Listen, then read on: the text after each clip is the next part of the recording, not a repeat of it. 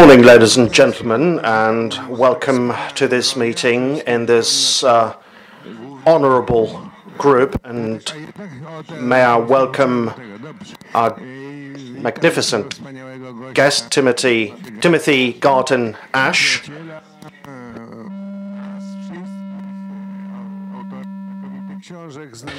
a friend and an author of a number of books that you all know, so I will not engage in further introduction. Now, we will address a very famous book by Timothy Garton Ash, published recently, and you will learn more later. After that, Jana Tokarska-Bakir and Alexander Smola will take turns speaking for about 10 minutes, and then we will throw the floor open for questions, and we will have a Q&A. And please be brief, do not make soliloquies with a quarter of an hour. Okay, Tim.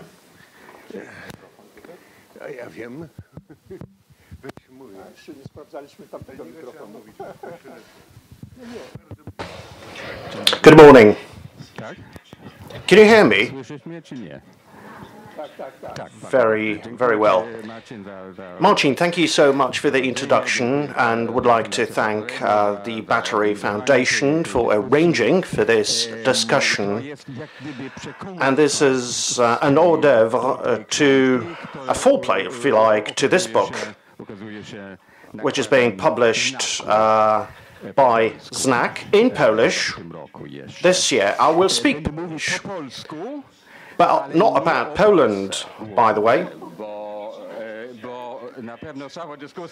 I'm sure the whole discussion will be about Poland, and you want to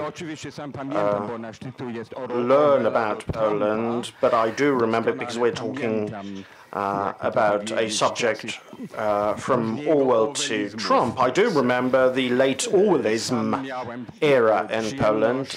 I had a pleasure of bringing some caricatures to the censor back in the 80s from Gazeta Wyborcza, a very bored person, and she would approve or disapprove. I remember that quite well. Fortunately, we do not have Orwellism in Poland, or that kind of Orwellism we had in the past. But I do want to address Orwellism, which is doing fine in Beijing. In China, there's the Ministry of the Truth, and whilst there is access to the internet, there is the Ministry of the Truth. It's called China Administration of Cyberspace. So government control over the World Wide Web, essentially. And I take the time to study this and explore this in detail in my book. And there's a Harvard study that suggests that the current state of play in China is the biggest censorship apparatus ever and the history of humankind. And it's convincing. It's plausible. It's a plausible proposition. Not only because China is this big country, but as a result of internet, we've seen an explosion of communication, speech and expression, and if you communicate a lot, you do have to have a major censorship apparatus. Another characteristic of Orwellism is logocracy. Logocracy meaning the control of the word, semantic occupation of the public sphere. Well, this is really the key to power, isn't it? So like in Orwell, certain concepts disappear from mainstream media for ideological reasons. Constitutionalism, for example, it took a year to convert it from a positive to a negative term or proposition. So all of Orwellism is flourishing in China.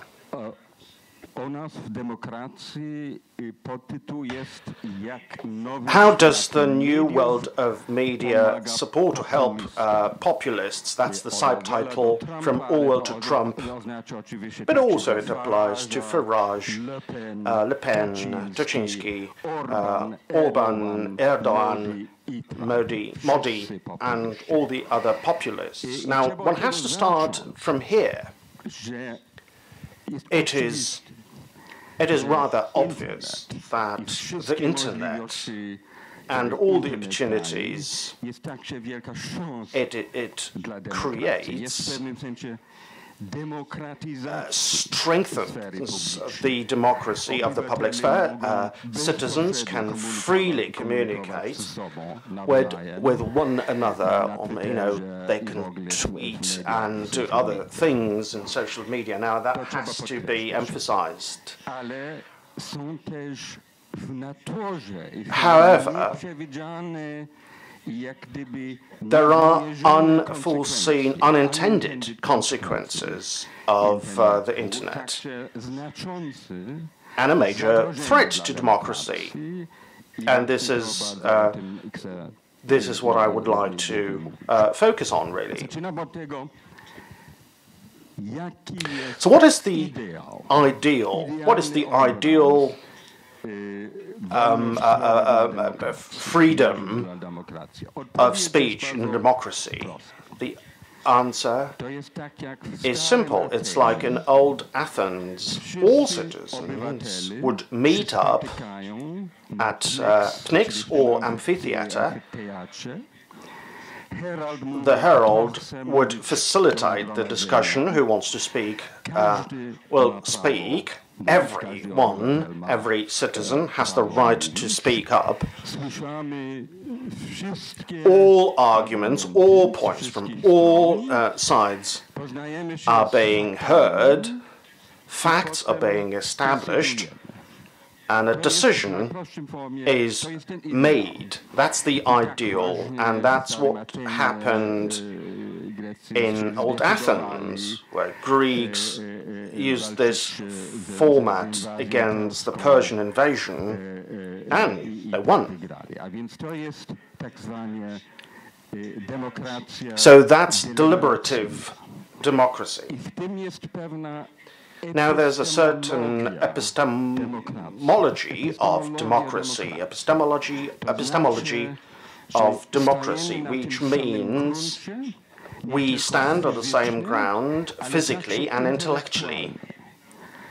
We mutually recognize that we know what a fact is, what a fact is not, and we acknowledge the fact that there are pro and con arguments, pros and cons, if you like, or arguments in favor or against a certain idea or a proposition. Now, why does the internet bring about trouble for deliberative democracy?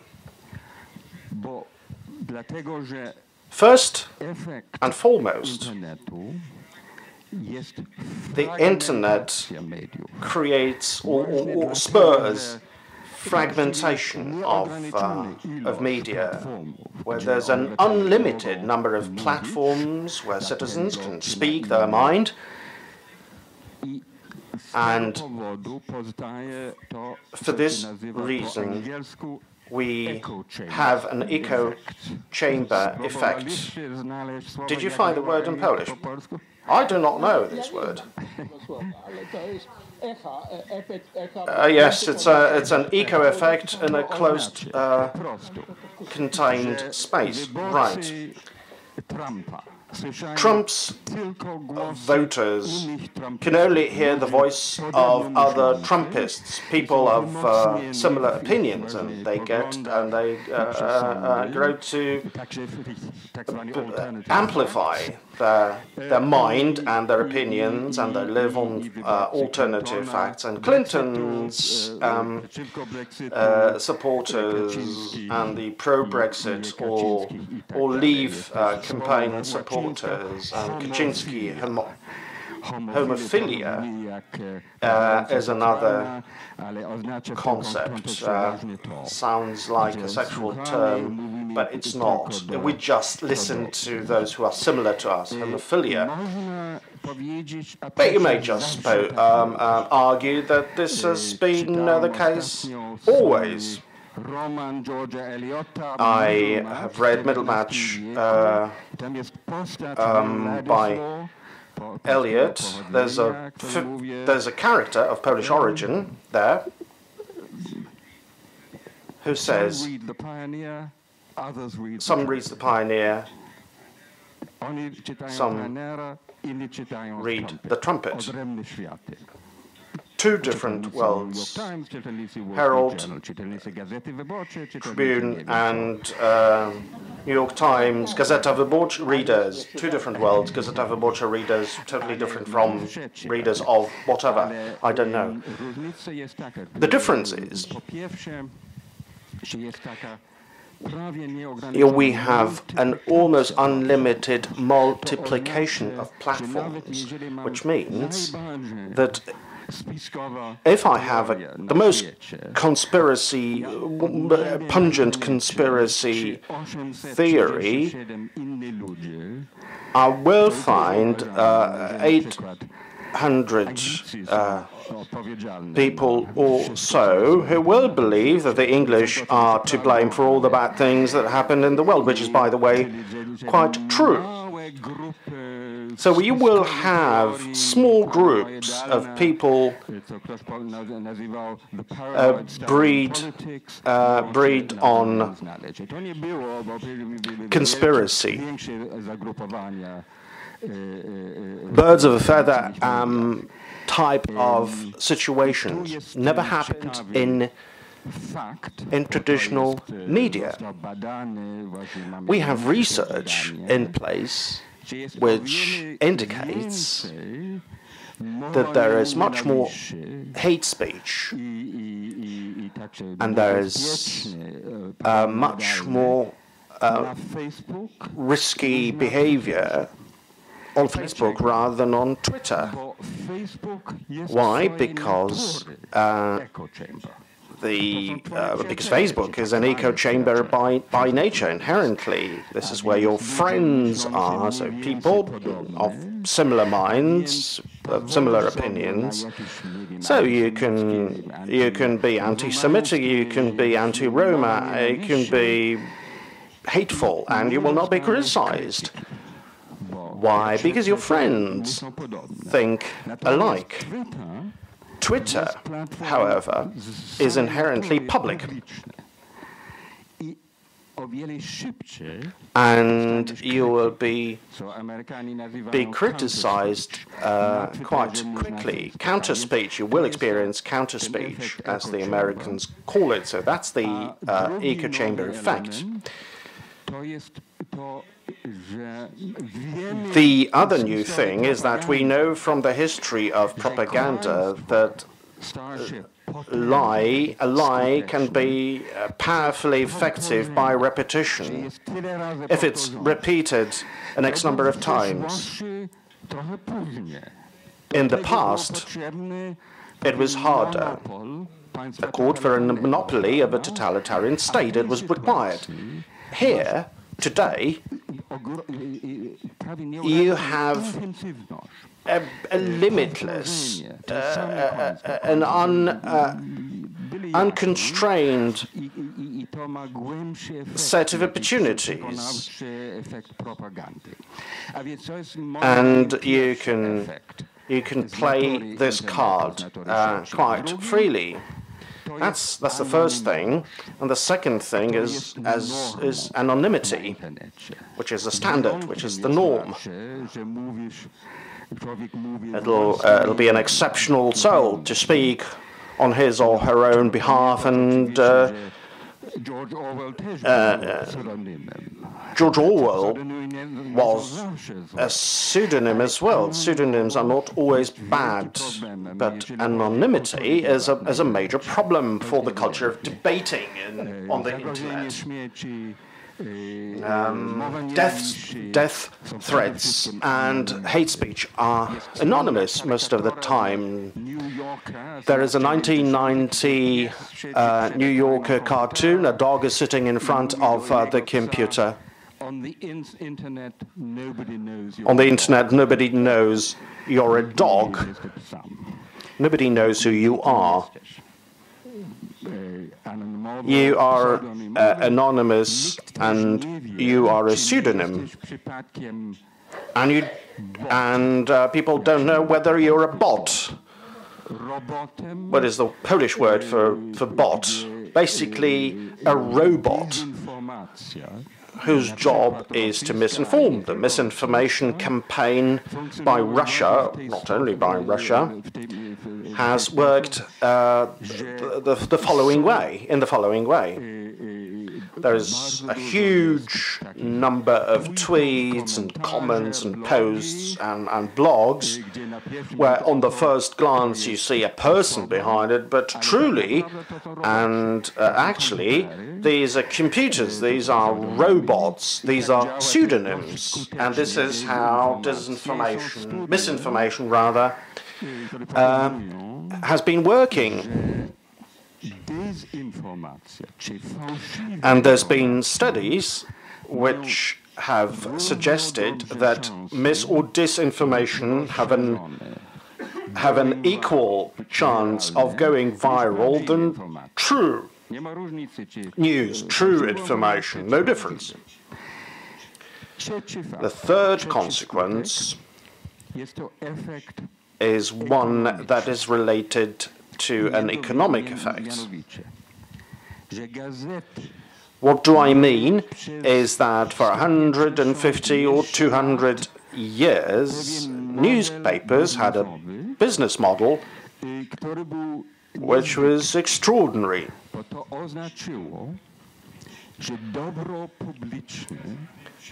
The public good was transmitted by or through private resources and newspapers. Political news and other news is public good. But the broadcasters, all the transmitters were published. A.J. Liebling wrote once, the role of the press is to spread information and news, but the function of newspapers is to make money.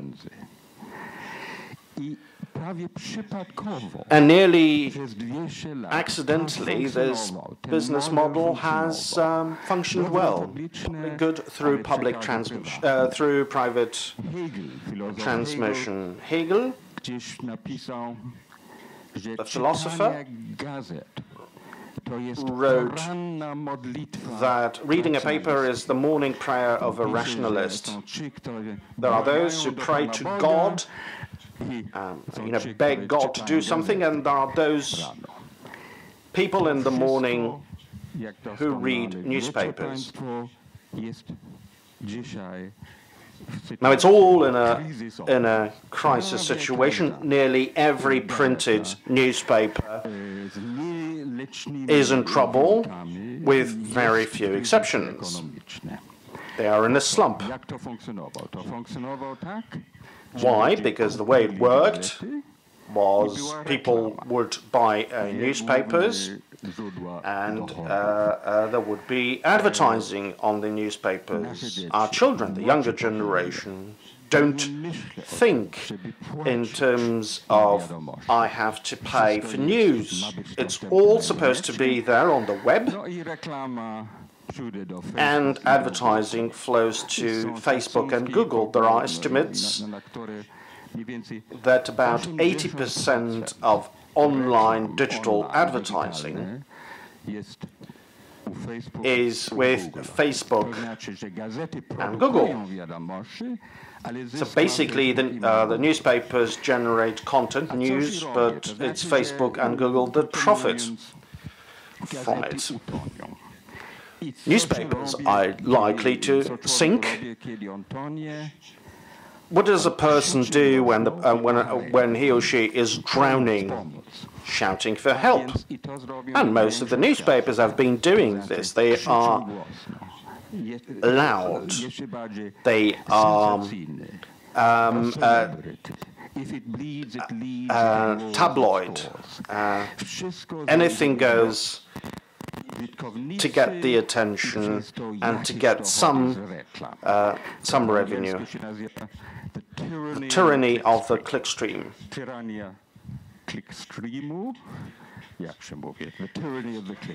So this is the effect, but there's another one. There's another effect, a very negative one, namely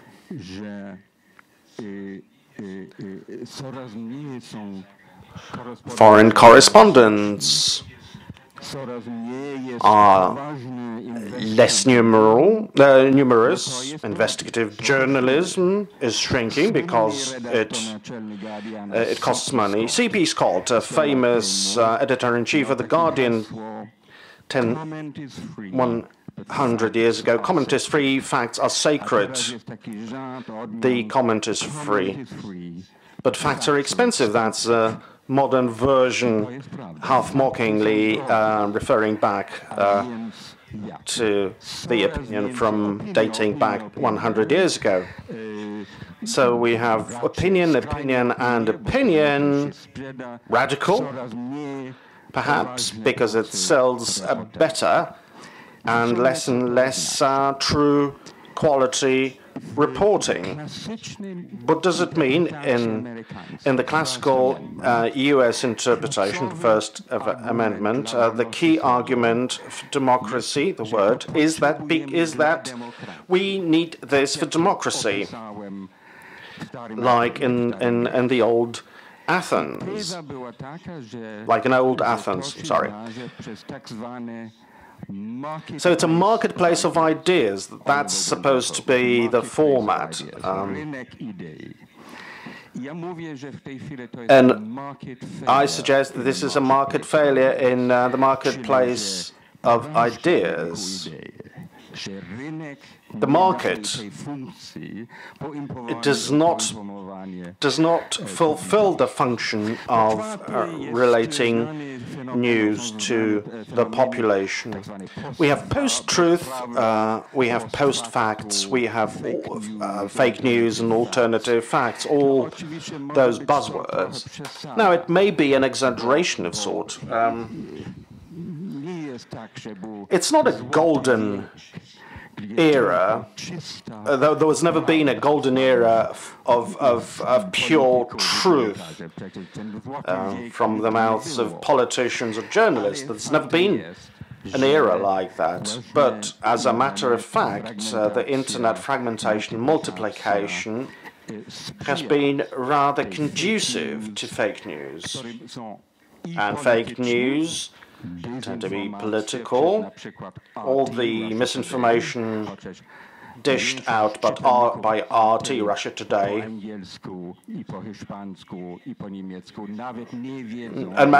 most readers or most viewers who consume RT in Spanish or English or German will not know it's Russian news, or meme farms of fake news that just operate to earn money from clicks and advertising. And there's lots of rubbish out there. That's rather obvious. So essentially, all this fosters populism and helps populists. We've had numerous examples of that. For example, the Brexit campaign The Leave campaigners have been repeating the so-called fact that the UK government pays 350 million pounds sterling to Brussels every week. And that was written all over the buses, you know, during the pinnacle of the Leave campaign. Pure lie, but effective. Another example. Donald Trump said that Barack Obama had not been born or was not born in the US. Obama, in response, published his birth certificate. End of story, we would have thought. None of that sort. Trump responded, and I quote, "Many people feel that it wasn't a proper certificate."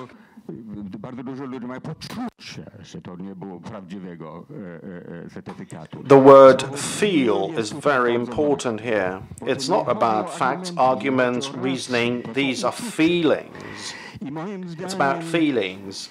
And I suppose the concept of fake news does not really reflect what's truly dangerous in this phenomenon wielded by populists using the new opportunities from or with internet. The true danger is the appeal to emotions and the nationalistic opportunistic narrative to take back control. Right? That's the Leave campaign motto: simplified, untrue, inaccurate, but so effective. Or make America great again.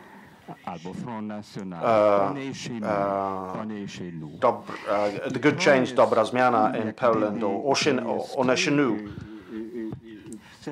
So that is the nature of the problem. So it's not fake news in itself, but that is harmful, but the way it operates to spread emotional, simplified, crude nationalistic narrative. So, co dělać? Co dělać, meaning what shall we do? First, if you have public news, you want to defend it, keep it safe, restore it at all cost, because that's the whole point. Not to mention that is the function under law. You want to have something that is perhaps not objective because there is no objectivity. But as BBC puts it, it should be duly impartial, due impartiality. So multi-partisan or view shown in the same show, not in different shows. So a multiplicity of ideas. What has happened to public media in Poland is so dangerous. Having said that, public media play a more important role than in the past, perhaps. Secondly, the foundations. If true journalism, serious journalism, is not profitable, there's no viable business model for that, it's down to foundations. In the UK and other countries, foundations have been playing an important role. They will support investigative journalism to examine the financial interest of Donald Trump and foreign reportage, etc. Thirdly, Facebook. Facebook is this incredible thing. In my book, I call them superpowers, private superpowers. If Facebook were a country, that would be the biggest country on the planet. 9 billion buttons that are being clicked. And in fact, people get news through Facebook newsfeed.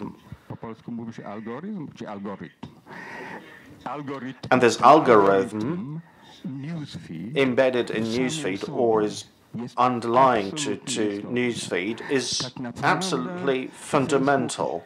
Facebook can actually make or can actually decide the result of elections.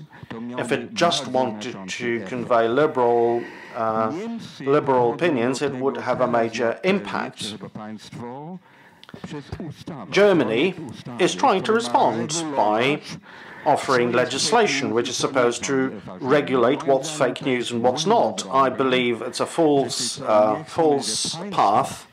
It's not the government that should decide what true and untrue information or news are, but I suppose there is a very hard pressure is needed from the community, from media, from intellectuals on Facebook and on Twitter. They should recognize that they have this public role, even though they are private ventures. Fourthly, fact-checking. I'm not sure whether there is something of that sort in Polish. Yes, fact-checking, I'm being told, exactly like in English, apparently. Now, that's an important part of the news cycle in the US or in the UK. That when there's an election debate, during the debate, there's fact-checking going on. And Donald Trump has been excellent for fact-checkers because so many lies come from him. Education and digital literacy, and there are courses available to help people identify misinformation or disinformation or fake news. How do you tell it's a Russian bot as opposed to a living, live human being? And last but not least, I suppose, and before we go to the discussion and to Poland, I suppose it's a plea from me for journalism and for journalists, for political writers, for columnists. Getting the facts right is not really an art today, and the internet helps you check facts, but it's a challenge to communicate things distinctly using a simple language in a warm, sort of warm-hearted or heartfelt kind of language to reach out, to get the message across to readers who do not read such texts, do not get such information, and they don't want to listen to such opinions because it's better for them to live in their own cozy world. Who's a role model for this type of journalism? For me, it's George Orwell, who's a model, who's a role model. We need another Animal Farm. So we started from Orwell to Trump, and I'm going to finish with a reverse direction from Trump back to Orwell. Thank you very much.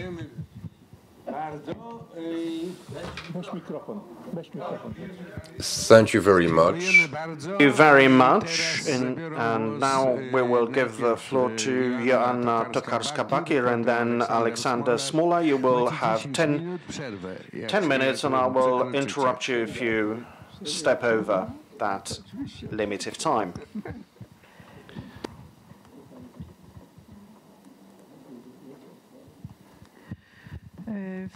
In my comments, I'll begin with free speech. Free speech as a point of departure, referring back to Timothy's book. As anthropologists, I would like to examine the concept of free speech and why speech is not free and why should speech be constrained.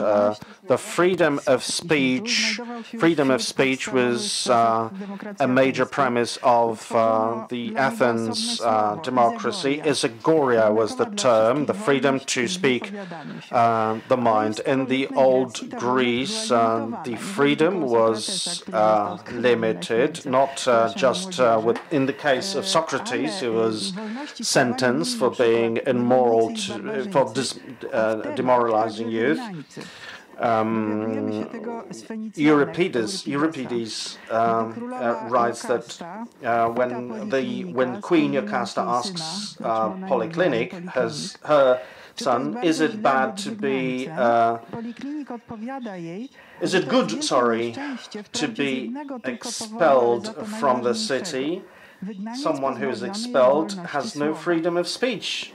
He responds. So coming from the point of free speech, why is it limited, we should ask. In continental philosophy, we should mention that it happens while nominalists are illusioned by speech being just a communication tool. Realists understand it, it's about ontology. It brings about beings that exist, like images that used to be the subject of dispute in the history of Europe. Speech brings about the suggestion of reality, scandalous or affirmative. Protest against speech that defends us, that offends us or harms us will never peter out. Before we get the theory, we are trying gain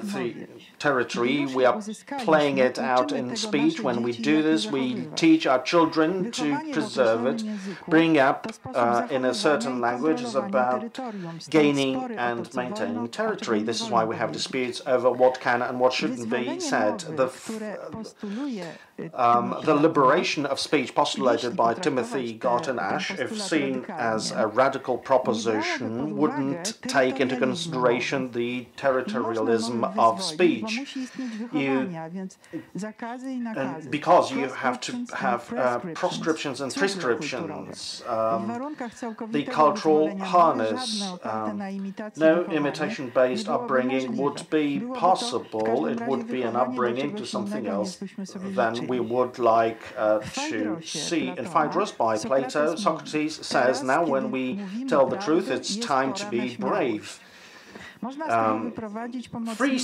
You can derive free speech principle from it. Exercising free speech, it can only be possible amongst people who have been receiving full upbringing, but also who have gone through Bildung, the formation by Hegel. For Hegel, someone who is gebildet or educated is one who can abstract from his or her own specificities, not blinded by wrath, but can overcome what's foreign, what's alien, what's non-particular. These are rare characteristics of contemporary societies, and they are quite rare among Heldians. But let me also mention the irremovability of dreams. People not only don't want to hear what's hazardous for them, people want to hear certain things, something that calms them, funny, appeasing. They want to dream certain dreams and they don't want to dream certain other dreams. The need for dreams cannot be persuaded through education, cannot be driven by education. And let me move to the Polish issues. Back in 1989, after Councillor Siła Nowicki attacked Jabłoński on the national conscience, on the Jewish issue, Czesław Miłosz wrote a relatively unknown poem. A beast with millions of heads wants to hear things pleasing to the heart. He wants, or it wants to hear it's immaculate, it's perfect, it's admirable. It wants to be called the magician of the world. So you have to be in trouble if you don't want to tell the truth. So conspiracy theories are collective dreams, where people dream nilly-willy. Populists know about the need and use these dreams to push people into deeper and deeper slumber, and they do not understand the reality, and they go for more and more populist. The new media are conducive to these dreams, especially in the context of unprofitable access to truth. So we use social media as surrogates, as substitutes of real participation in the political process. Underlying to the current process and the popularity of conspiracy theory is not fueled by new media or populists, but our consumerist attitude to the truth. We take what we like, and things that are repulsive or unnice are cast aside. A plane made of compliments only will not fly. In order to produce a plane, we need materials that are not just our wishes. We need materials, procedures, and engineering regime. In Hannah Arendt's times, it would have been obvious that mathematical axioms are more certain than historical propositions. We are not so certain looking at the post-Smolensk committee. So facts are confused with opinions, and there's a whole industry of delegitimizing unwanted truth. It's not the power of propaganda that should be admired, but this moderate dose of true information that gets across by, quoting Miłosz. The history of humanity is about overcoming crises caused by new media. The Plato was outraged by writing that will replace speech. Lovers of the Gospels were outraged by the translation of the Bible, which was supposed to mislead, and the two translations of the Bible created or caused social unrest.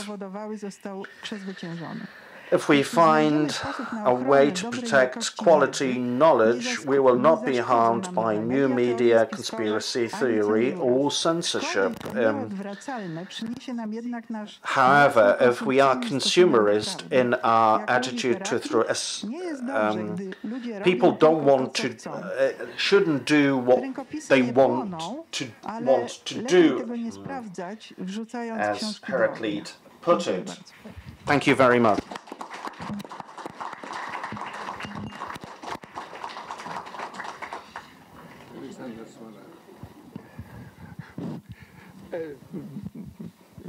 Może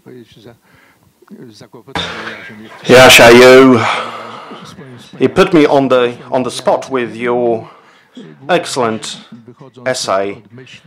I will respond to Tim's points about the role of truth and politics. Hannah Arendt once wrote that when she was called a philosopher by a journalist, she said she was a theoretician of politics. Politics instrumentalizes everything, including the truth. It can be a number of different objectives and goals, getting a job or progress before every election. We want to look at this, the way people present themselves or present their results. The issue of Orwell and Trump came to light after a comment of a close aide to Trump. When Trump was accused of lying, she said it was about alternative facts, not a lie. And this made us think of Orwell's book, and now people are reading more and more that famous book. And the book is about totalitarian lies. It's the problem of control. Control over speech was the main instrument of stability, of staying in power, of not allowing for the establishment of an alternative language to describe reality. Leszek Kołakowski, in a brilliant essay written in the early 1980s, specifically in 1984, wrote about two languages, the Soviet language, totalitarian, and a second language, one that could, using Havel's famous example, in late totalitarianism, in decaying totalitarianism, there was the model described by Havel about the grocery store, where the owner or the employee at the grocery store puts up the slogan, "Proletarians of all countries unite." It wasn't a sign of faith, it was a symbolic act of submission. There was no need to believe in what was being said. I'll skip a stage. In the 1980s, an essay was published that nobody noticed at first. Few people noticed at first. Harry Frankfurt, a Princeton professor, with the ambiguous title "On Bullshit,"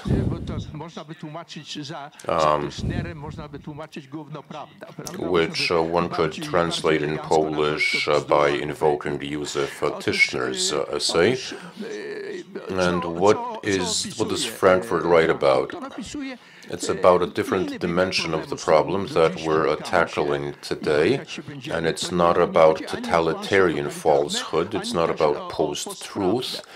He merely says that it's a more dangerous type of truth, lie, because lies, as Beaumarchais wrote, is a tribute paid to truth. Those who lie know what the truth is. They want to obstruct the truth or occlude the truth. But the bullshitter is not interested in the truth. They don't care about the truth. What is the mechanism? He relates it to the creation of mass electronic media in the 1980s, especially the 24-hour news programs, and the need for sensation is such that if the facts aren't there, they need to be invented, made up. So you have a whole world that's made of true facts and facts that are entirely contrived, made up and false. If you read the popular press, if you listen to various radio stations, you see all the padding, all the invented facts, all the things blown out of proportion. And he saw in the revolution in communication, he saw it as the cause of this phenomenon, which led to complicating the relationship between the truth and information and news. And on the period we have on the present day, as Tim described it, it's social media. Francis Fukuyama said that the problem is that there are no gatekeepers. In the classical period, there were mechanisms that Tim described, mechanisms of control that prevented ostensible falsehood, blatant lies, and these mechanisms are no longer in place, no longer obtain. And the last part, which might be a little surprising and a bit provocative, namely, where does it come from? Where does this mass phenomenon of post-truth, and I'm not talking about the names, but about the phenomenon itself, can be associated uniquely with the social media, with their scope, to begin with. In the developed countries, we have the revolt of the masses in the wake of the crisis. This populist reaction is a revolt of the masses. Brexit was an idea in regions where labor, traditionally pro-labor regions, also voted for Brexit. In the States, some of Obama's voters shifted to Trump, so it's not the racist argument doesn't hold water, and I believe that this revolt of the masses follows on the heels of the revolt of the elites. Getting back to Tim's metaphor on the agora, we have no agora. We have a hierarchy. We have a hierarchy, and this is a revolt against the hierarchy, and that has to do with family origin, financial standing, knowledge, and the monopoly on truth. The literature about meritocracy, everything that's been written about meritocracy, is a way of showcasing, of showing this hierarchy. There is a hierarchy of knowledge, technical know-how, or medical knowledge, but can we speak of specialization or this cognitive privilege in the field of morality or politics? Naturally, this is something that we're dealing with, and access to the agora today is by no means equal. So I think that this populist revolt, which has its negative consequences, which is a serious threat, does contain within itself a germ or revolt against the elites, against the cognitive privileges, which is often defined as, or brought down to the fact that we can choose politicians but not policies. Whoever we choose, it's always the same policy. This sense of powerlessness is something that runs counter to democracy. Of course, these mechanisms, these ways of shaping reality are complex, and I won't be getting into that because my time is running out, but the revolt we're dealing with is largely a revolt against this state of affairs.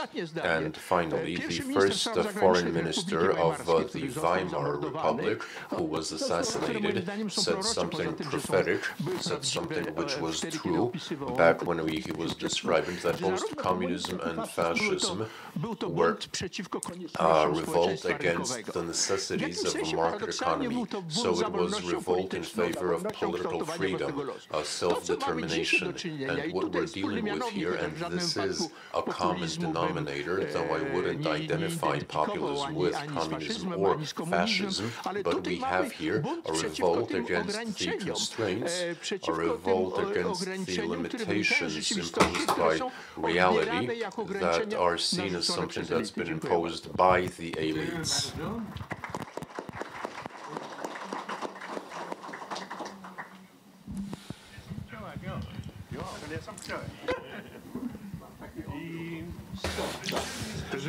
Ja bezczelnie skorzystam i 2 minuty sam sobie przyznam teraz. I'll use my prerogative and refer to what follow up on what Joanna said. And while I agree with Tim entirely, I believe that the truth and falsehood do exist, and if we start overanalyzing, overthinking, we'll forget that lies and truth exist. Let me quote an anecdote told me by our mutual friend, maybe it's Pierre Asner. Pierre Asner, years ago, 30 years ago roughly, a great French political scientist, gave this example of what talking about the world is. A husband comes home at 3 a.m., drunk and generally under the weather. His wife asks, "Where have you been?" "What do you mean, where?" "I was sitting in this armchair all the time. Full stop." So that's the simplest lie you can imagine. That's Trump's lie. Trump is great at this blatant lie, and it's the same lies used by Kaczynski and Member of Parliament, whatever his name is, Piotrowicz, when he says one thing, knows another thing to be true, and lies flagrantly, shamelessly. So I think that the fight for truth should begin with a struggle against lies. Those who lie, those who don't believe in truth, are despicable, are contemptible. Yes, everybody has 2 minutes, no more than 2 minutes, and if you could introduce yourself. Marcin Święcicki, a question to Timothy Garton Ash. In capitalism, you had free capitalism, a free market of products and services, but consumers, for decades or centuries, were able to organize, and when a producer lied, there were sanctions, financial sanctions, indemnity, and so on. And there are consumer organizations, watchdogs, so making sure that bankers, automobile producers don't lie, that they don't omit the facts. So we have the whole range of instruments to consumer interests against falsehood, and that's effective. So do you think that a similar mechanism might be put into place to protect, to safeguard the voters against the lies of politicians? Because here we have a free market and total impunity. So as I said, consumers do have these these means of protection, but in politics, these safeguards are still relatively weak. So could we draw from those means, those ways of protection?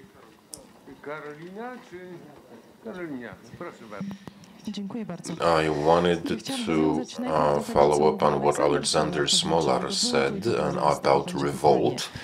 Revolt means emotion. Revolt stems from passion. So it is an important variable. What's happening to the truth and freedom of speech? People are passionate. Why is this relevant from the standpoint of freedom of speech? Why is it important for the media? Timothy Garton Ash mentioned the structure, the way the media are financed, and how alternative media can be financed now that traditional media have problems owing to their financial structure. And it's interesting, seeing as traditional media are in trouble, maybe foundations, maybe social media would be the way to go, but how would you comment on the fact that for structural reasons, the NGOs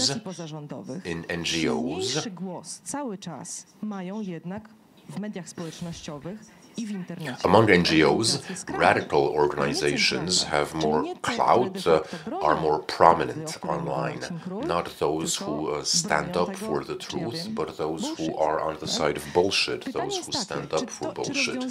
So is the solution, does the solution have to do with funding center, middle-of-the-road NGOs, or are centrists, liberals, or whatever you want to call them, do they have a problem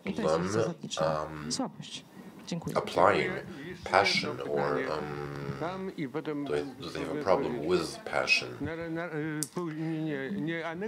Maciej Łętowski, last night I watched on French public TV the events unfolding in France, and I asked myself whether we have the result we do because social media and all the contemporary events, all the everything, or is it something more atavistic, something more primitive, something more primeval? Because last night, and I think France might be the last civilized country in the world where you have two Trotskyites in a presidential election with a real dyed-in-the-wool communist who wants to change borders in Europe.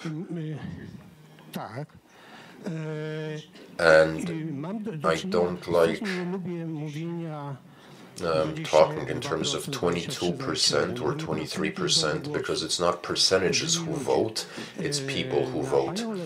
Nearly 8 million people cast their vote for Marine Le Pen, so a communist, and 7 million people voted for a communist, so that's 15 million people who voted the way they did, which made, and that's just over 40%. Now, my question is, given in light of the example we had yesterday, even if the new techniques affect our behavior, and women, for example, can come together, can rally around the cause, but the European politics, isn't it shaped by something more profound? People listen to Marine Le Pen, they listen to Mélenchon, because they share the ideas, the values, and Mélenchon. And if that is the case, then it's good, because it's better for people to follow ideas, no matter if they're false, than algorithm. But it's also bad because these slogans we had last night were truly dramatic. Why don't we have 3 questions, comments, and then ask our panelists to respond, ask Tim or...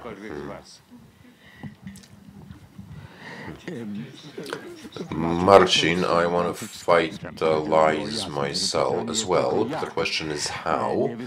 It's not enough, as Solzhenitsyn once wrote, to say that one word of truth is enough, because now that we have so much noise, so much bullshit, this voice is not heard.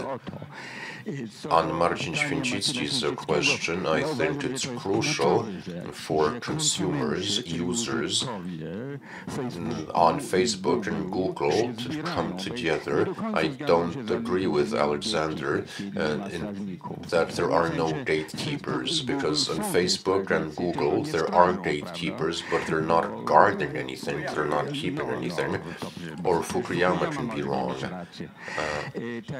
So it's relevant for consumers, it matters for consumers and users to exert pressure on those platforms, because they're so powerful that they're not afraid. Even the US government In the US, we have something called regulatory capture, so they're not concerned about regulation by the US government.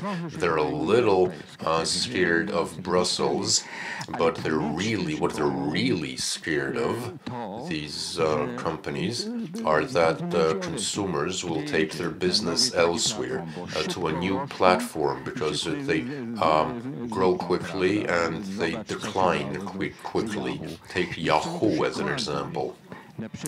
And there's an example. Facebook introduced a software called Beacon, which was very unpopular because it was an intrusion in private life, and some netizens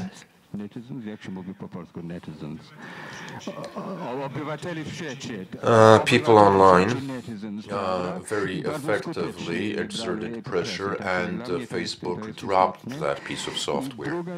And the second thing, obviously, it's not that the new media can help us understand populism. That's clearly not true. There are other deeper reasons, but I wouldn't agree with Alec with his concept of the revolt of the masses, because this consolidates the rhetorical distinction of populists. The populists say that here we have a genuine people, the nation which is pure, society, true Poles, true Brits, and then on the other hand side we have the elites, which are corrupt. And that's not the case. It's just that we have two groups of elites. I mean, Trump is a billionaire, and so on, but these are different elites who are exploiting the dissatisfaction, disgruntlement of society using social media, using the new media. Fine. Of course, it's not just about the masses in general, but this distinction into left, which overshadows the previous distinction into left and right, is becoming apparent. Of course, this doesn't apply to all the masses. This doesn't mean that some masses don't have the right to identify with the community and speak of true Poles, true Hungarians. But this distinction existing, and in the name of a struggle against the elites, this is something that exists in too many countries for us to ignore. Kto z Państwa, widziałem rękę, Rafał, tak? I kto jeszcze? Trzy osoby po kolei, pani z tyłu i pan tutaj. Proszę się przedstawiać w następnej turze. Po trzech. Rafał Kalukin. A question to Professor Ash. We're proposing that the new media serve new populists, unlike to overthrow the traditional liberal order, and you're saying that the upholders of the status quo should try and consolidate, preserve, or maybe revive traditional channels of communication.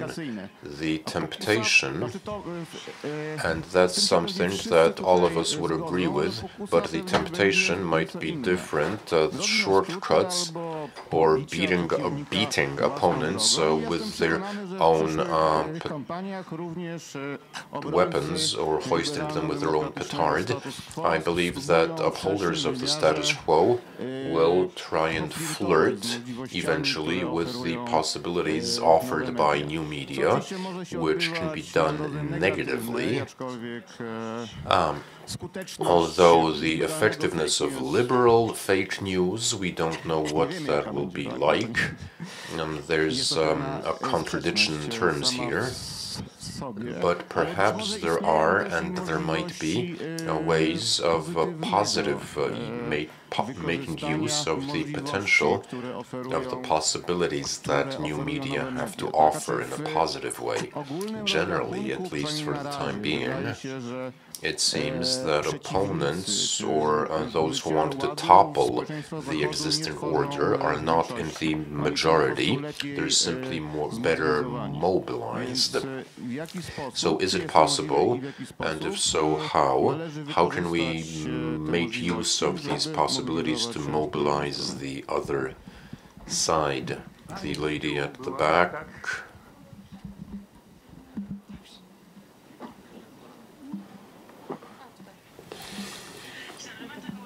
Marta Kołodziejczyk. A question to Mr. Ash, and frankly I was surprised reading the title of this meeting. For me, Orwell's 1984.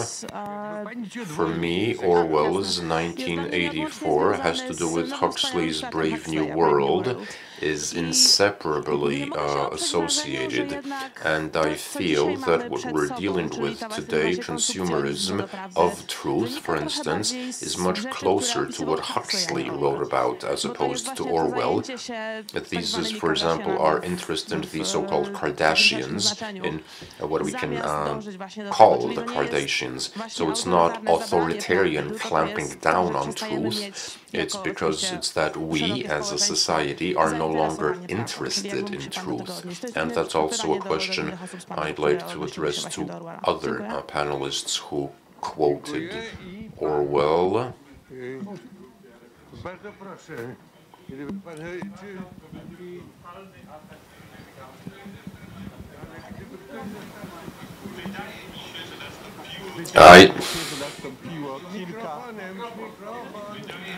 I think that I can't agree.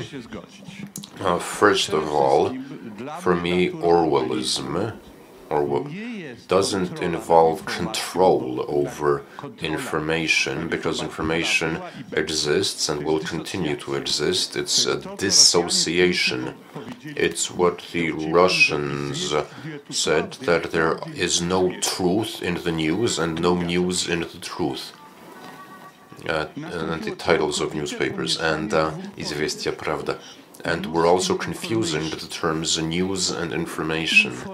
Information, repeating information isn't information. Repeating the news is news. So the whole echo chamber can't be described using a theory of information. It's also true that there is exponential growth in the amount of information. It's true that the information available is also growing exponentially, but nobody's saying that there's also a rapid decline in the information that's available compared to total information. Most of the information is contained in patents, confidential reports, classified reports, or reports that are written in tech speak that people can't understand. All the agencies, all the intelligence agencies. And the question is that as long as we had an industrial civilization, the concept of truth was critical, because a plane won't take off if we assume that there exist other laws than Newton's laws of... But in a post-industrial society, who cares about true information, about real information? I can't respond to the question about Huxley. I'd need to think about that a little longer. And now, if the second gentleman believed that I was speaking for traditional channels, then you misunderstood me. I mean, if you have the BBC, obviously you have to defend the BBC, but first you need to determine the fundamental nature of information, of communication that we need for democracy, the agora. And once we know what the basic nature of that information that we want to uphold is, the question is how, in these new circumstances, can it be revived, restored? And you asked, and maybe sometimes we're getting a little too theoretical because these are practical questions, and I'll try and come up with a practical answer. Chlorated sites, where we have functions of gatekeepers that select in sites, websites. There are aggregate websites and news aggregators, and we know that this news has been somehow verified by someone that these sources are reliable. So that's maybe one way, one answer to the question. And as I said, this is a practical question as I see it, where and how in a given country, in a given situation, can we uphold what we want to uphold? And I disagree, I don't agree that it can be so clear, that you can clearly distinguish the news from information. The news, I mean news in the English language sense of the word, is information that we need for democracy, that's needed to make democratic choices. And I think that's information in the broadest possible sense, and it is political information as I see it. Any other questions? Janusz Rolicki. I'm a journalist. Please use the microphone, sir.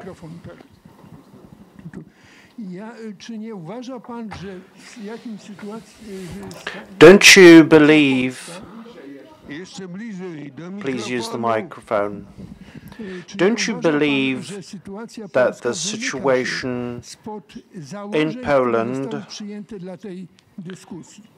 escapes the premise of this discussion? We speak of Trump with sadness and concern, but Trump is a delicate person compared to Kaczynski.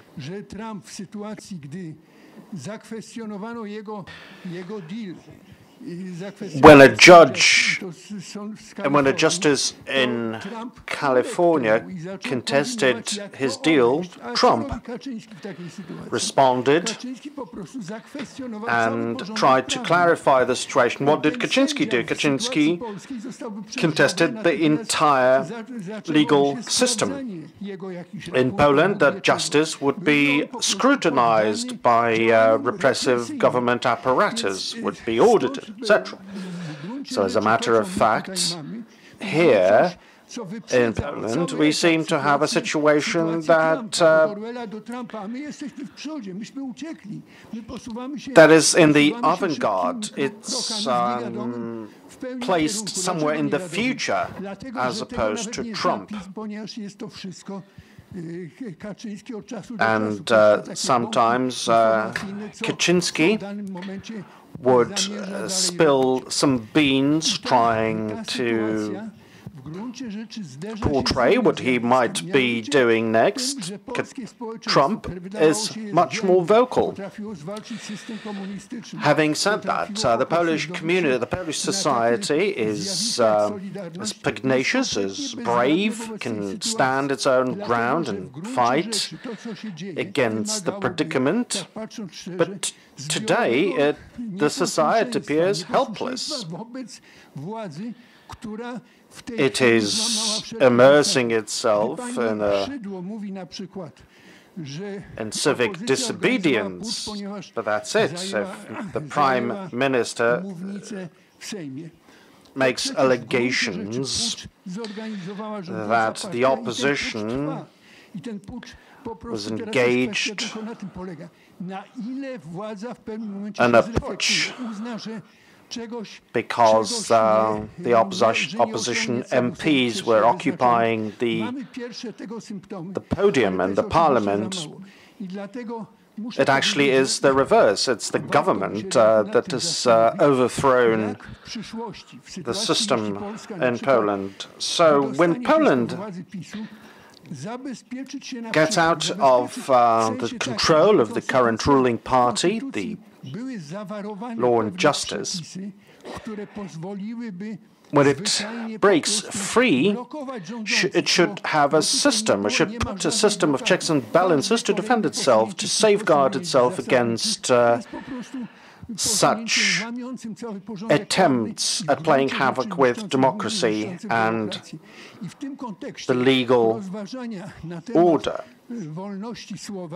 So here in this context, to ponder on the freedom of speech is perhaps too delicate a discourse. We have sources of information, truthful, accurate, and confirmed. But what we have trouble with is dealing with attempts to break down the constitution and the legal order. That is the issue.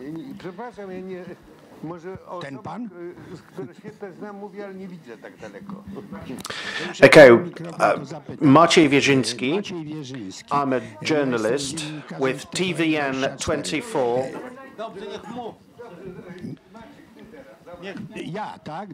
So, can I actually ask the question? Fine. Okay, I've introduced myself already, so a question to Mr. Ash. You mentioned important things that must be supported, that ought to be supported in a situation where a business model used by media in the past to the satisfaction of democracy for 200 years has now collapsed. So my question is, how do you replace the old business model? You are saying that public media should be playing a role. Fine. You are saying foundations. I read analysts who say that newspapers should use public aid. In the States, as a claim, they might have been enjoying support for years because postage was cheaper for newspapers. Anyway, but my question is, what do you replace the old model with? How do you provide funding? I am not fully sure your suggestions are too plausible. In the UK, the BBC is subject to an excellent system of funding, but populists voted for leave. If we had BBC in Poland, Kaczynski wouldn't have been elected or not.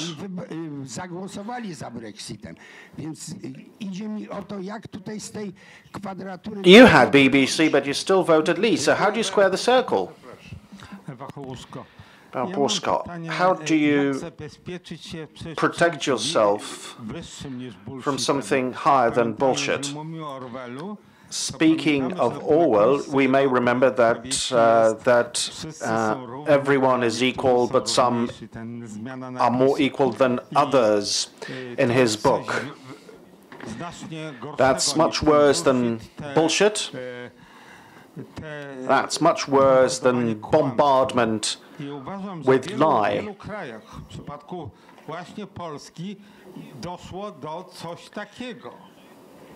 And that's what has happened in a number of countries. Some people believe they are more equal than others. We can see this in Europe, we can see this in Turkey, for example. Turkey is to be seen as European. And a number of countries in Central Europe, former allies, are within the Eastern Bloc. So how can one protect themselves from it? How can a society defend itself?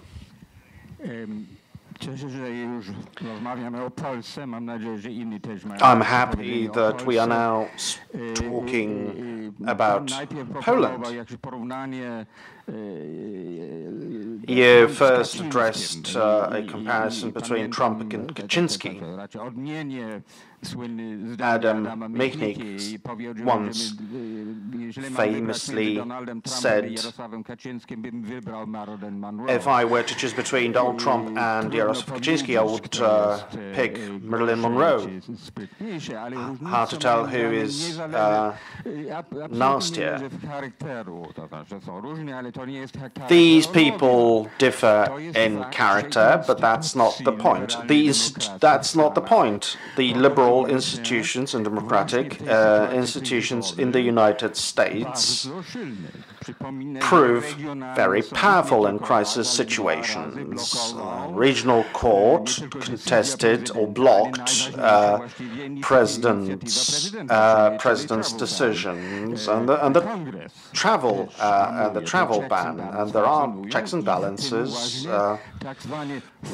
with the Congress and the fourth state. The media are doing the job. They are a strong safeguard. New York Times, that's a golden age for New York Times. New York Times is going through a golden era and is gaining more and more subscribers. So the question is, what is the situation like in Poland? You can see that there are institutions, the courts are much more fragile than we thought. Civil service, quite fragile.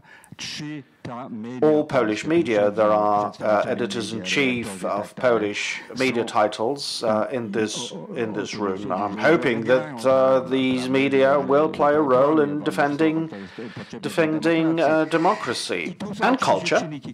There are cultural factors, true.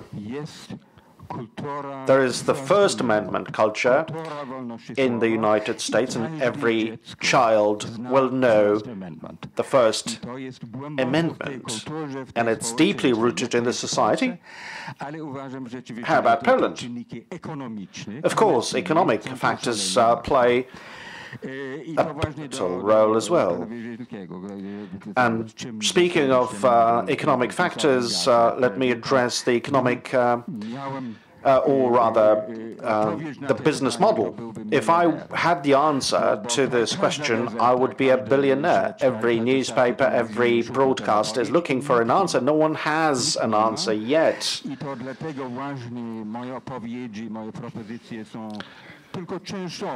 So my answers are partial, because no one knows the full answer. With regard to BBC, you can't say that BBC didn't protect us against populism. No, it had a rather major role. It was balanced, but BBC was too weak in this situation. Why? Because in this political drama, even the BBC was not independent and sovereign enough.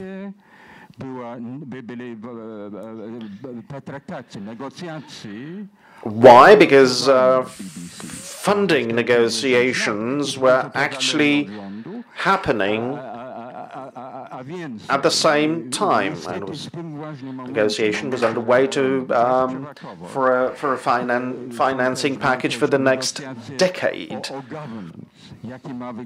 plus the new government and institutional reshuffle.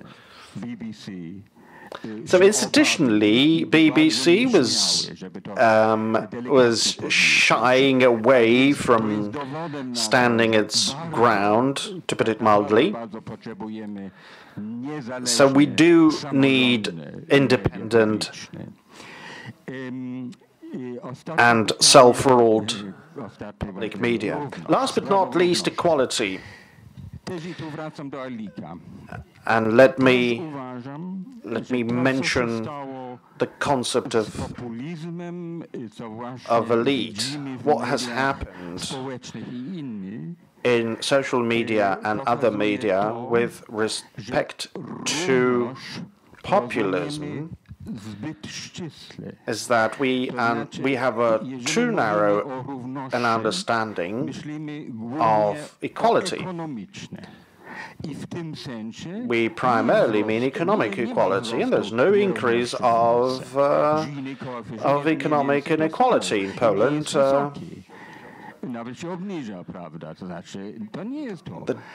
GDP per capita is fine, and there are no major social gaps, or at least they're not growing.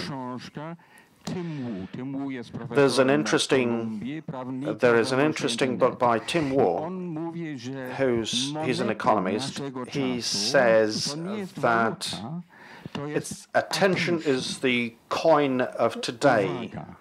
It's not money. Attention. Everyone competes for attention.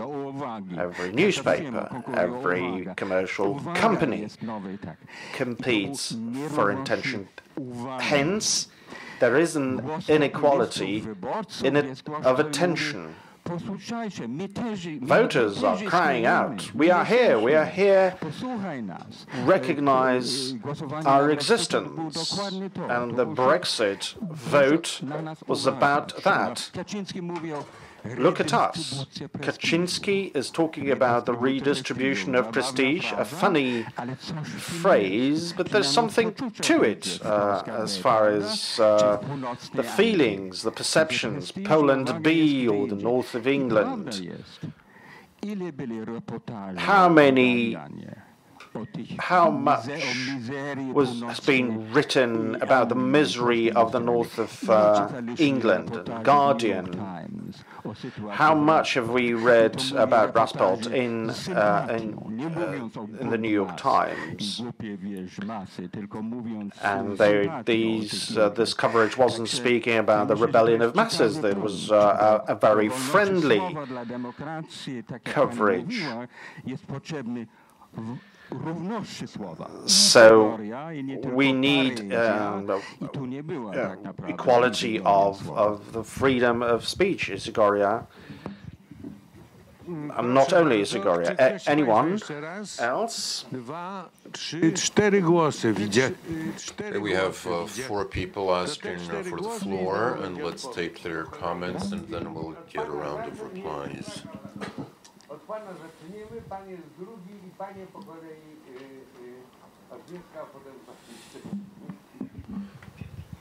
Piotr Kozio, I'm an IT specialist.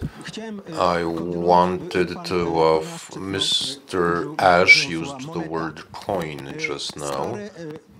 Gresham's law says that bad coin supplants good coin, or nobody in their right mind would use gold coin now. Instead we use paper, which we can print any amount of. And I think you're thinking in terms of yesterday's war. News based on fact no longer exists. It was supplanted by passion, and we can win this war only if we resort to passion. And so it's been squeezed out. And now Mr. Godlewski. Andrzej, God bless you. Thank you very much. And thanks for this debate, because what you said at the beginning, what Timothy Garton Ash and Joanna Tokarska-Batory said about oligarchy is so important, and our question is how do we get that back? Those terms, patriotism and nation, these words have shifted in meaning, and I'm glad that Mr. Timothy Garton Ash gave us a list, a specific list, very practical, as Englishmen do, but and I think the ball is in our court. It's for us to play. Rafał Kalukin also asked whether traditional methods will allow us to reclaim those words in Poland. Perhaps this can be done using satire, or satire might be a better way at reclaiming the old meaning of words. Maybe it's not about words. Maybe it's more about money, which is a thread that's been coming up, and the populists and others who need our words to make money, and they can always change that, so it's being done cynically. If you look at the Polish press, and we know what the papers I have in mind, they care more about whether the CEO of a state-run company loses their job than whether an act of law passes in Parliament. So perhaps populists are somewhere on the sideline of this discussion. And now a specific question. Do you feel a little disappointed by the attitudes of Polish people? I remember one of your texts recently when you wrote that the Germans stood up or defended their democracy 25 years ago, but in 1974 they didn't have as many problems with democracy as they do in Poland now, so I think we're giving up too easily. We're in the media and in the courts. So, has your pessimism left you, maybe? Agnieszka Rozner, Republika Nowa. At Republika, in a few days' time, will be launching a new issue called, rolling out a new issue called Truth, and one of the first essays is a brief text by Professor Król, where he tries to say or respond, how is it, how have we come to this situation of post-truth? Professor Król has left us, but I believe he would agree. So he said that it's due to our own desire, and as Professor Tokarska-Batory said, that we can't eradicate the need for sleep. I'd like to ask you, especially Professor Batory, Marcin Król says we can come back to reality, we can wake up, but it's painful. So do you have any ideas on how to convince the people? If we want the truth, we have to accept some degree of pain, not just mentally, but also politically. Alicja Waszkiewicz, one of the, from the first comments in the professor's intervention is that logocracy and control over the word matters. I have a question regarding images. Do you have any thoughts on image culture, the iconic shift, where dreams are visionary and it's images, not words, that govern communication? So it's not ethics, but maybe aesthetics that would be crucial, instrumental here. Can we stand up for the truth using visuals and not the text? Is there any way? So it's images, not words, that are more persuasive.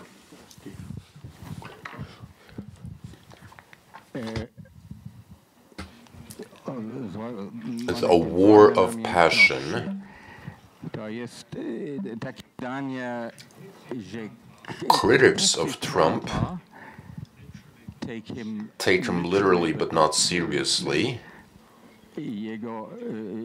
while his supporters, his voters, take him seriously but not literally. and there's something there. I remember I was in Stockholm recently, and if you recall, Trump said that there was a terrorist attack in Stockholm, even though there hadn't been one, so it was a lie. It was entirely made up, but a taxi driver in Stockholm said, well, you know, nothing happened yesterday, but in the Muslim neighborhoods, well, you know what it's like. It's so violent, so they take them seriously, but not literally. And this narrative which dominates over fact. But of course, that doesn't mean we can accept that he uses not arguments but emotions. And vice versa. And on the contrary, we must learn how to draw on the facts, present rational arguments, and to reach that part of society with those arguments, that part of the society which is not inclined to listen. Somebody asked whether I'm in favor of the traditional method. No, I'm not. I'm in favor of traditional goals. Uphold the truth, stand for reason, stand for freedom of speech, which we need in democracy, but using new methods. And the question is, what should these new methods be?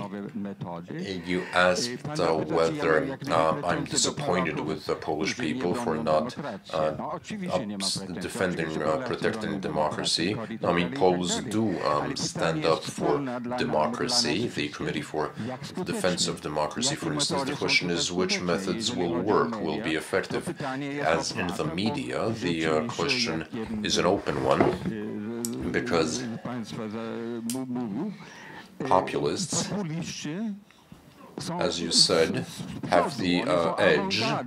They're ahead of us. They're in the avant-garde. Trump tweets uses Twitter much better than Hillary Clinton did.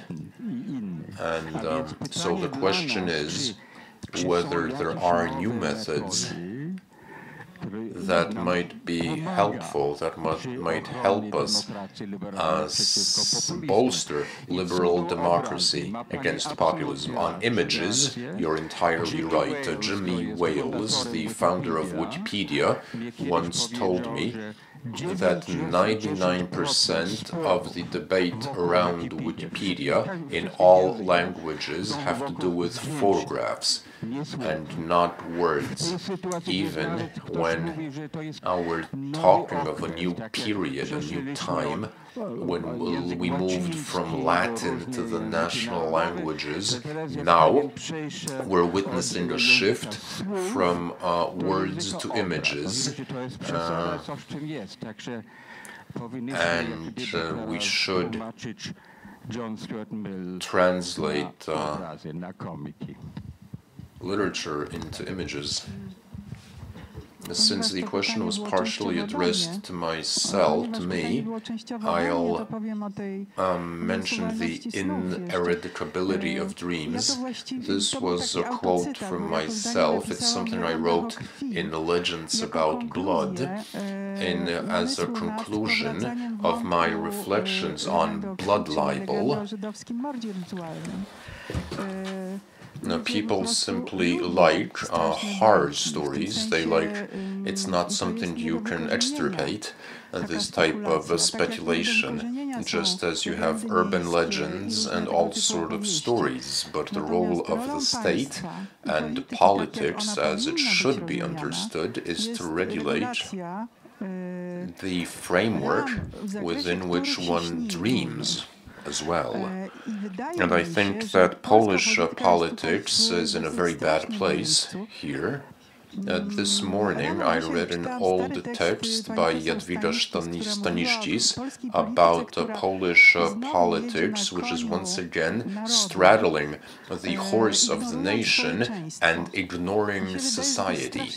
And I think that it's very important. Polish society has recently been ignored, neglected, because it's much easier to manipulate the nation, which is a status term and not a term of identity. This is a distinction that's worth bearing in mind. So I think that once the so-called change for the better will be over, we'll need to turn to society. And addressing Timothy Garton Ash on the way Polish people respond to this change for the better, Jacek Koroń said that the quality of democracy depends on the quality of society, and that sounds sad in light of what's happening in Poland, but I'm not saddened by the events, because let me recall that the protests regarding the Constitutional Court, which did take place, never mind that they were ineffective, this was the first time people in Poland went out into the streets about something other than bread. So we were seeing a revolution, but we've been enchanted, hypnotized by populists. We don't have an agora where we can talk amicably. There's a crisis of trust, so we're beguiled by words that do not describe reality accurately. But I think Polish society is now waking up. People who were in a consumerist slumber are now waking up, because it's the time to rethink the boundaries of rights that are currently being threatened. I just wanted to say it's not true, because we forgot that we're forgetting 15 years of the women's rights, or the Women's Day demonstrations, which were about identity. So it's not just about bread. It's not that brings people out into the street. We have about half an hour left, and one quick question to Tim, a very practical one. During debates with Trump on TV debates, even before he became president, people wondered whether moderators should catch him out on lies. It's a question to us. TVN, a good TV station, invites representatives of the Law and Justice Party and doesn't show up their lies. Because if they did, these politicians would stop coming to the studio because they'd be afraid. So what can be done in a situation like that?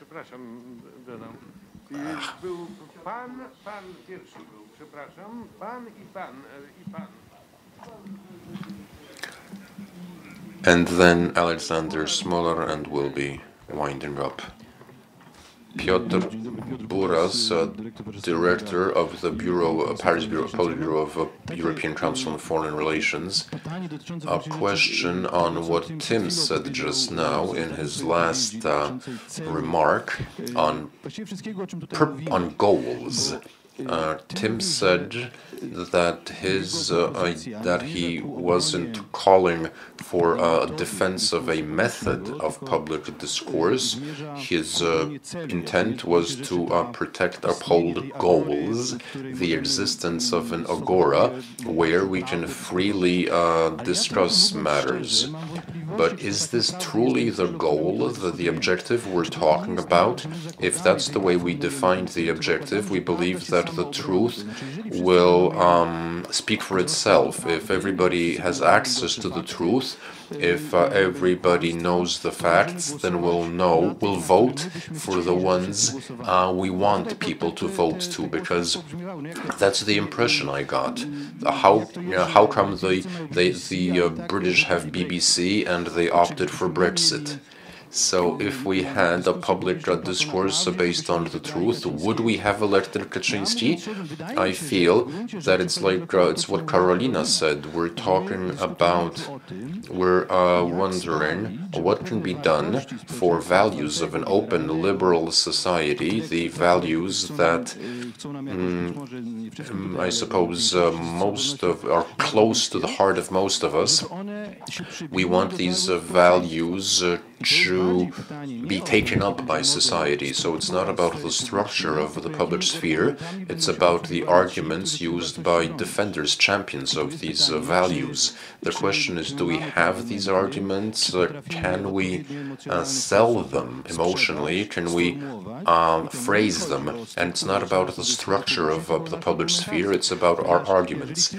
Because if Tim says that in the process of defending this agora, we should set up foundations supporting independent media, then banks or right-wing will set up their own media. Right-wing foundations will set up right-wing media. Nationalist foundations will set up nationalist media, and liberal foundations will set up liberal media. So it will be still fragmented. It won't be a single agora. The question is who has stronger arguments, who's more convincing. So it's not about the model of the public sphere, it's about the power of argument.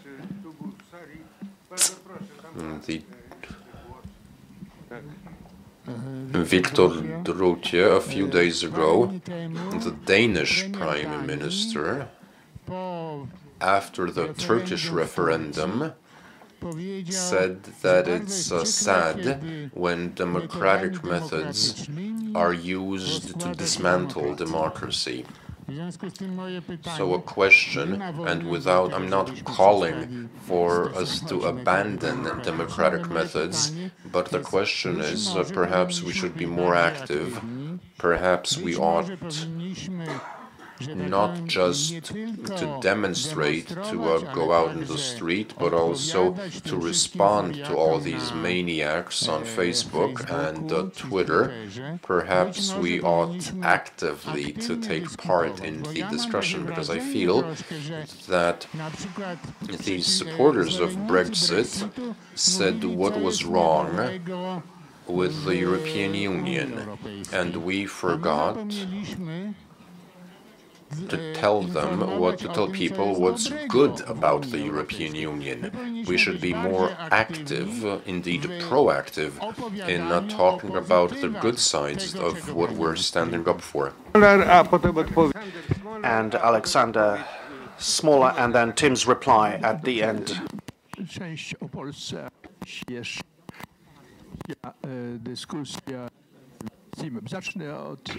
Let me start with a debate with Tim. When the Prime Minister of a country says that voters vote against democracy, there's a problem. Democracy is associated with a huge risk. I personally believe that after 200 years of peaceful coexistence, the liberal and the democratic principles are going apart. Populists claim to be speaking on behalf of the democratic idea or ideal. On the other hand, there have been very arrogant comments by intellectuals denigrating those who voted for the party opposite, and that was an example of democratic principles contested. Some of my US friends called Trump supporters morons or rednecks. That shows a crisis, a lack of attention, low self-esteem. And this is where a rebellion is awoken. Sorry, we're not, the microphone is not functioning properly. We're not hearing everything. Last but not least, in relation to Tim's point,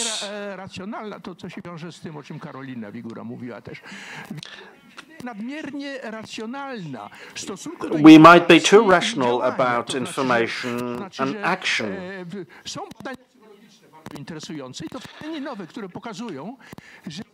I'm sorry, the microphone is interrupting. We are not getting the feed in the translator's booth. I'm terribly sorry. We can't continue interpreting. Że oni za tym się opowiadają, bo to jest wyrazem ich emocji i ich interesów często. Innymi słowy, sama dydaktyka, tłumaczenie to nie jest konieczny, tak powiem, klucz do znalezienia kontaktów. Tu musi być również zmiana, za przeproszeniem, rzeczywistości. Teraz po Polsce para też wątpliwych. Let me speak about Poland. A ten nie działa? Działa. Dobrze. Gdzieś półtora miesiąca temu Foreign Policy published an article 1.5 weeks ago, and there was much outrage from Polish people who read it in right-wing newspapers, that the point made in the article was that Poles were not mature enough democracy. But if you take a closer and quiet look at the points arguing in favor of this statement, looking at diversity, traditions, etc., India, for example, may not be mature enough to be democratic, and no one is making this claim.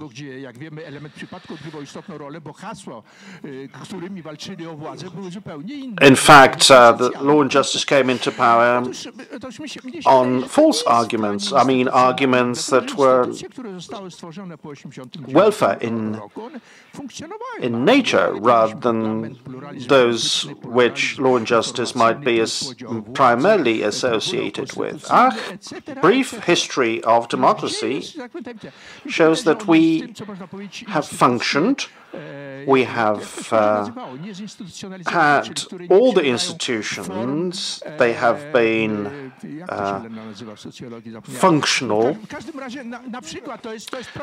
What is a problem, perhaps, are standards, interactions, human capital, confidence, trust. Things are rather miserable in this field. People speak to one another without respect. There is a lack of respect for the topic that is being addressed in the debate. So that means there are cultural problems. My conclusion is not supposed to be pessimistic, but I personally believe there's evidence, ample evidence that suggests that democracy is under pressure.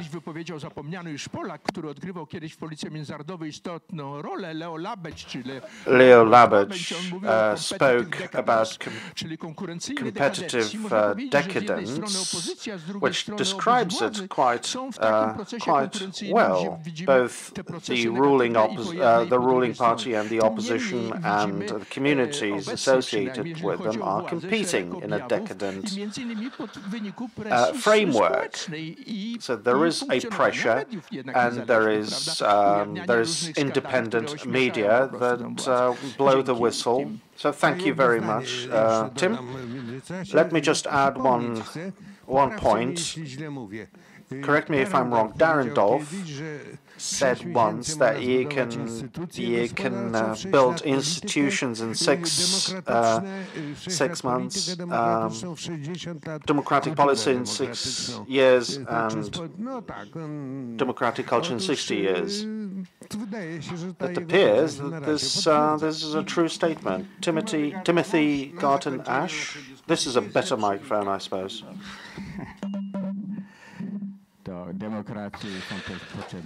Democracy needs functioning microphones as well. Of course, you can destroy democracy using democratic methods. And this is, in fact, in line with what populists claim. They claim to be fully democratic. Orban is fully democratic.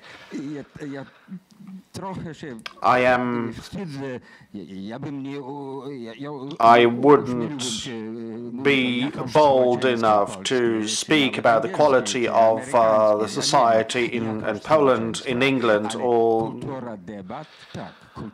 the United States. However, the culture of debate, yes, and this is a very good question. The culture of debate, or as the Germans put it, Streitkultur.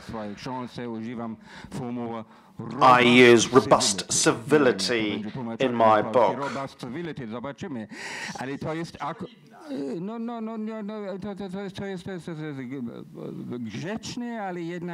Civil, but no taboos.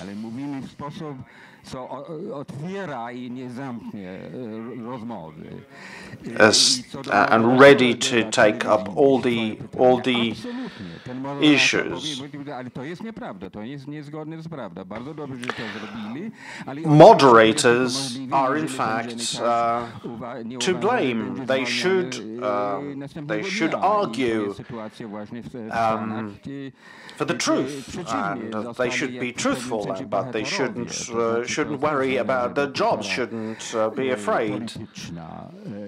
It's part and parcel of the political culture. And now to answer Piotr Borys's question, and in connection with Alex's point, we agree that it's agora that we all want. We want an agora in the new digital environment. Of course, we should defend values such as the truth, rational argumentation, and facts. Facts are also a value.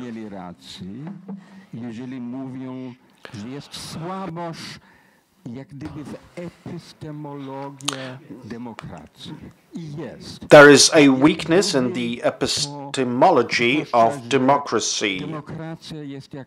Democracy is like a seminar at a university.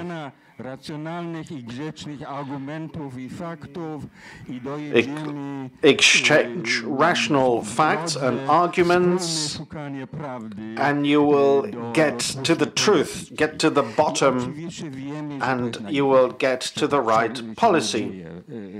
This mechanism is naive.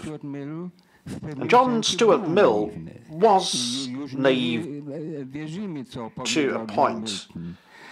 We don't believe John Milton anymore. We don't believe in the free fight between free battle between the truth and the lie. And the truth will always prevail. Maybe Václav Havel could have advocated that, but he learned the hard way that it's not always works with the Czech police. So we should use words and images and phrases, if you like, to defend the values. We should use the language of image, of Twitter, of Facebook, to create Agora. Now we have Agora, the Agora company here, but maybe there should be a committee set up to strive for Agora. Last but not least, I'm looking forward to further debate. If someone says, "Look, sir, you don't have any answers." True, no one has the answers. But we should start by understanding the question. Not theoretically, but practically, what is the question? And after this discussion, I suppose we understand the question in practical terms. And I'm looking forward to Polish answers. Thank you.